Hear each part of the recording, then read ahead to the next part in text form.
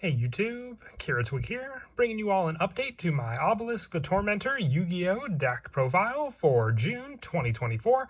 Wanted to update the Egyptian God card decks. Figured I'd start off with Obelisk the Tormentor since it was the first Egyptian god that was shown in the original Yu-Gi-Oh anime given to Kaiba from Ishizu and made use as one of his powerhouses for a good while in the anime. This deck focuses mostly on just the playstyle of trying to get out Obelisk the Tormentor, and unlike Slifer or the tributes you need to provide for the Winged Dragon Ra, the hand consistency with Slifer, as I said, you just have to summon out Obelisk. It's 4,000 attack, 4,000 defense, power to rely on, so there are special summon methods you can use to summon Obelisk out. There are other setups that you can do as well, so just the powerhouse way to summon it out with the 3 tributes or some of these spells that we run in the deck to special summon out on the field would be the best way to go about it. So let's go ahead and get started with the deck profile. So we'll go ahead and start off with our main deck monsters for our go-to boss monster.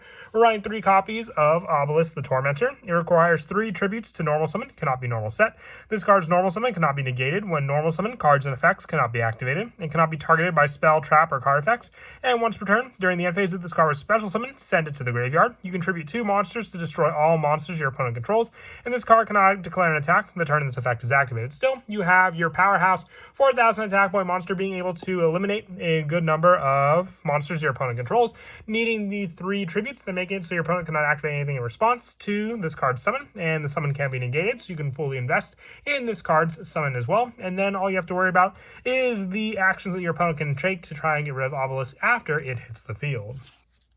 For more of the summoning power that we run in the deck to support our Egyptian God card, 3 copies of Teleus, the Little Angel. If this card is sent from the monster zone to the graveyard, you can special summon 1 Teleus Win token to the field, and while you control a Teleus Win token, you can banish this card from your graveyard, and 1 spell from your hand to special summon 2 Teleus Win tokens. Also, you cannot special summon for the rest of the turn except from your hand.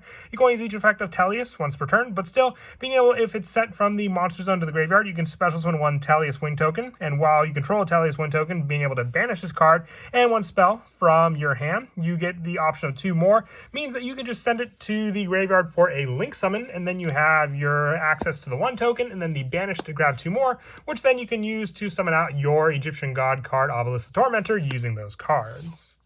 And we also run 3 copies of Angel 01. They always knew that we needed both sets of these cards, even though they released them separately from the structure decks back when the Egyptian God card structure decks came out. But with these cards, you can special summon this card from your hand by revealing 1 level 7 or higher monster from your hand, with this case being our Egyptian God card. And then you can only special summon Angel 07 once per turn. This way, while you control this special summon card, you can tribute summon 1 level 7 or higher monster in attack position during your main phase, in addition to your normal summoner set. You can only gain this effect once per turn. So having Angel 1, Obelisk, and Teleus in your hand is a 1-card Obelisk combo, which I'll go over at the end of the video, but still more and setup needing that additional normal summon, because most of the time you'll summon out your Teleus as your normal summon. You'll have your 3 tokens, but unless you have another means to summon out your Obelisk the Tormentor, you're stuck just with those tokens and the Almirage that you summoned out also. Also, 3 copies of Ra's Disciple. For this card, when it's summoned, you can special summon up to 2 Ra's Disciple from your hand and or deck. It cannot be tributed except for the tribute summon of Slifer, Obelisk, or Winged Dragon Ra. You cannot special summon monsters except by the effects of Ra's Disciple, but there are your 3 tributes right there for Obelisk as well. Summoning out your Ra's Disciple, and then having your means for the additional normal summon, which we'll go over with some of the spells once again. But still, just an easy summon to make use of, whether you're using your opponent's cards or your own. Ra's Disciple at least gives you 2 more monsters on the field to require for the tribute for your Egyptian God card, with the last of our main deck monsters being 2 copies of Jester Confit. Now, one of the more pricier cards of the deck, and I'll mention this now and multiple other times during the video, is Guardian Slime. The card definitely does need a reprint if we want to make use of that card along with our Egyptian God Slime combo for the extra deck as well. So hopefully we do see a reprint for that card very, very soon, whether it's in the Terminal Revenge set or one of the upcoming sets. I guess we'll have to wait and see, but still 2 Jester Confits as just an easy special summon on the field to make use of 1 more additional tribute for our summon, or we can summon it out on the field and it may just be that 1 more additional monster as well, because with that additional monster, if we go for the Teleus play, we do have the Almirage and then the 3 Teleus tokens. So if we have the 1 additional Jester Confit on the field, along with the 3 monsters used to tribute summon out Obelisk, we have this monster and the 1 additional monster to use for the tributes also. That's it for our main deck monsters. We'll now move on to the spells, running 3 copies of the Breaking Ruin God. A quick play spell. The activation of this card or its effect cannot be negated, nor can its effects be negated. Special summon 1 Obelisk the Tormentor from your hand or graveyard. If you do, it's unaffected by your opponent's card effects this turn. If you tribute 2 or more monsters you control at the same time to activate your card or effect while you control Obelisk the Tormentor, you can banish this card from your graveyard to banish all monsters to your opponent's graveyard. If you do, inflict 500 damage to your opponent for each one. You can only use this effect of the Breaking Ruin God once per turn. So, with this card being the tribute for 2 or more monsters you control at the same time to activate your card or effect, having this as just another means to clear out your opponent's monsters not only will destroy their monsters, but take away those resources, while also one of the easier ways just to summon out our Obelisk the Tormentor to the field to begin with. I also ideally do want to run 3 copies of Soul Crossing. I don't know where my 3rd copy went, so I have 1 copy of Divine Evolution, which can be run in the deck as more of an additional way to have your opponent send monsters they control to the graveyard, also giving your Egyptian God a boost. But with Soul Crossing, during the main phase immediately after this effect resolves, tribute summon 1 Divine Beast monster. When you do, you can tribute a monster or monsters your opponent controls, even if you do not control them. But if you tribute this way, apply this effect until the end of this turn. After this card resolves, you can only activate 1 card or effect per turn, not counting the effects of Divine Beast monsters. So you're kind of locked down if you use your opponent's cards, but still, Soul Crossing is one of those spells I mentioned before. If you need a way to summon out Obelisk faster, if you already took up your normal summon for the turn, you can make use of this card to do so, just being a quick play spell to respond as soon as those monsters are summoned out, and then have your Egyptian God card be summoned out also. I also run the 1 copy of Fist of Fate. This card's activation and effect cannot be negated. If you control a monster whose original name is Obelisk the Tormentor, negate the effects of 1 effect monster your opponent controls. If you do, destroy it. If you do that for the rest of this turn, the effects of monsters are negated, as well as the activated effects of monsters on the field with the same original name. Then if you activate this effect during your main phase, you can apply this effect to destroy all spell and traps your opponent controls. So because Obelisk takes care of the monsters, Fist of Fate can help to take care of the back row, and then also stopping 1 pesky monster that may be a little more difficult for you to get over with Obelisk. Just maybe 1 though. It's more of a tech play. It really doesn't add much to the summoning of Obelisk, more or less just making it as an extra bonus card effect for it. Now, one other card I've been testing out on the deck, and I really do like its play style with the setup, is Duel Tower. You hit this card at the start of each battle phase. You can reveal 1 monster from your deck that does not have question mark attack. You banish them face down. Then the player who revealed the monster with the highest attack, each player, if tied, can special summon 1 monster from their hand. It can attack directly while on the field. Once per turn during the end phase, you can activate this effect. If you control this card during the end phase of the next turn, destroy all cards on the field. So with this card, if you activate this effect, if you control this card, you can destroy all cards, clearing out your opponent's field, but still with Duel Tower, revealing Obelisk the Tormentor, depending on the deck you go up against, can be a pretty good way just to win that summon, summoning out another Obelisk that you may have in your hand, and then have one that can be attacking directly as well. It's going to go to the graveyard at the end of the turn anyway, since it was special summon. So then after you resolve the effect successfully for Duel Tower, you'll send that card, and then if you wish, since you've lost your boss monster, destroy all other cards on the field also.